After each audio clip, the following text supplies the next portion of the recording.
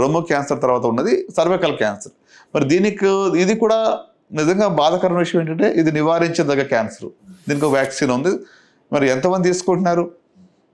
Even చదువుకున్న వాళ్ళ కూడా హెచ్పి వ్యాక్సిన్ తీసుకున్న వాళ్ళు చాలా తక్కువ మంది ఉన్నారు. భయము, అపోహలు ఉన్నాయి.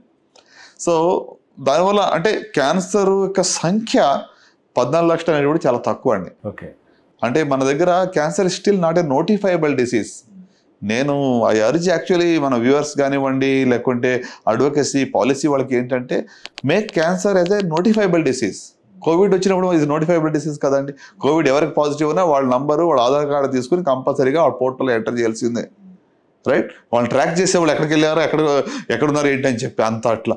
సో అంటే క్యాన్సర్ అట్లా మనము నోటిఫైబుల్ డిసీజ్ చేసినప్పుడు ఏమవుతుందంటే ఎగ్జాక్ట్గా సంఖ్య ఎంత ఉంది, ఏ ప్రదేశంలో ఏ ప్రాంతంలో ఎలాంటి జబ్బు ఎక్కువగా ఉంది, ఎక్కడ రిసోర్సెస్ ఎక్కువగా ఇవ్వాలి, ఎక్కడ మనము ప్రివెంటివ్ స్ట్రాటజీస్ ఎక్కువగా పెట్టాలి, స్క్రీనింగ్ ఎక్కడ ఎక్కువగా చేయాలి, ఇవన్నీ కూడా మనకి ఇన్పుట్స్ వస్తాయి దానివల్ల. సో అందువల్ల ఈ నంబర్ అందుకే ఎందుకు చెప్తున్నానంటే నంబర్ అనేది అండర్ రిపోర్టెడ్ 2 to 3 times ఉంటుందండి.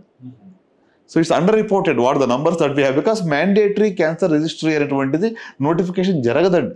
ఓకే, ఓన్లీ ఒక 20-25 places population based cancer registries అయితే ఉన్నాయో వాటిని డేటా మీద బేస్ చేసుకుని ICMR కానివ్వండి వీళ్ళు డేటా ఇస్తూ ఉంటారు. But the real numbers are much higher. Is only the tip of the iceberg.